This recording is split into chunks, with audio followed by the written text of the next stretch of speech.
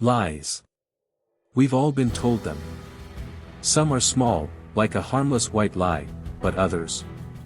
They shape the way we see the world. And history? Well, history is full of them. From glorified explorers to exaggerated legends, some of the biggest facts you learned in school were completely made up. But don't worry, today, we're setting the record straight. Get ready, because these history class lies will change everything you thought you knew.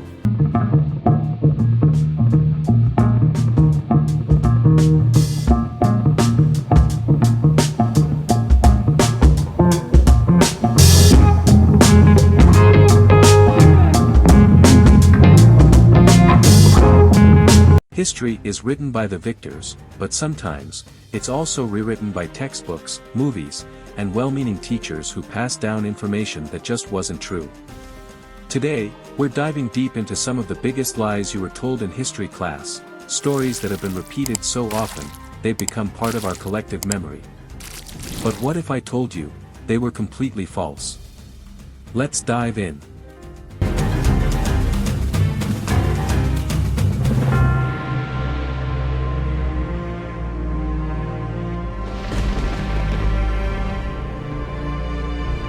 Let's start with one of the most infamous myths of all time. Christopher Columbus discovered America in 1492. That's what we were all taught, right? A brave Italian explorer, backed by Spain, set sail across the Atlantic and heroically landed in the New World. But here's the problem, Columbus wasn't the first European to reach the Americas. That title belongs to Norse explorer Leif Erikson, who landed in North America, specifically, modern-day Canada, around 500 years earlier. And even before Erikson, millions of indigenous people had been living in the Americas for thousands of years. Columbus didn't discover an empty land, he arrived in a place already filled with rich cultures and civilizations. What's worse, when he did arrive, his actions were far from heroic. His expeditions led to the enslavement and suffering of native populations.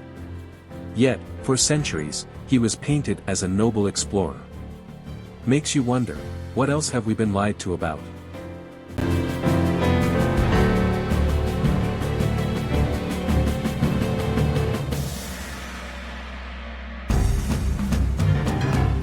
You've probably heard people call someone Napoleon when they're short and overcompensating.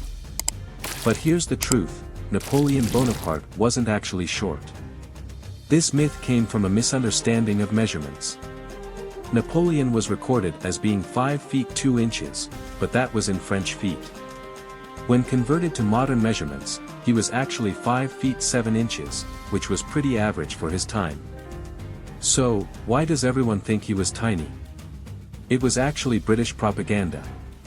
The British, Napoleon's longtime enemies, spread cartoons and satirical art depicting him as short and angry, and the image just stuck. In reality, he was a respected leader and military strategist, and his height had nothing to do with it.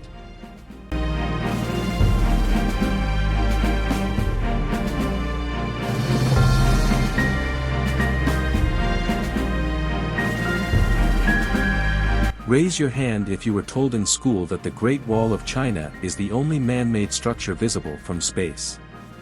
Sounds cool, right? Well, it's completely false. Astronauts and scientists have confirmed that the Great Wall is not visible from the moon with the naked eye.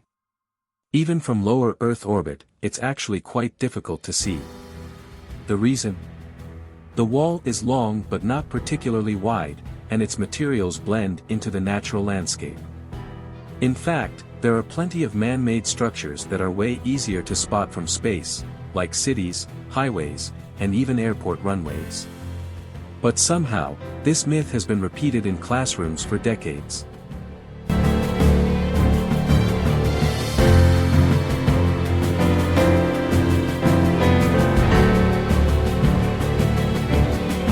Picture a Viking in your mind. What do you see?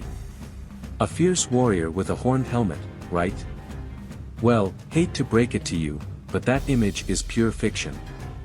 There's zero historical evidence that Vikings ever wore horned helmets in battle.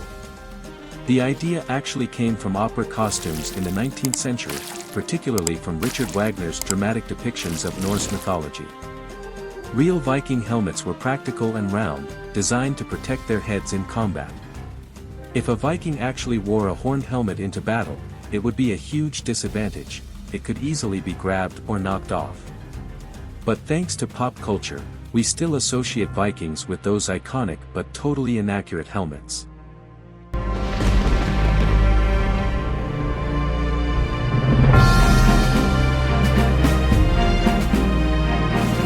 The Salem witch trials were a dark chapter in history, filled with paranoia, false accusations, and tragic executions. But here's a shocking truth: no one in Salem was burned at the stake. Unlike in Europe, where accused witches were often burned, the people found guilty in Salem were hanged, except for one man, Giles Corey, who was pressed to death with heavy stones for refusing to confess. The whole burning at the stake myth likely comes from the confusion between European witch trials and the events in colonial America. It's a chilling reminder of how hysteria and misinformation can lead to tragic consequences.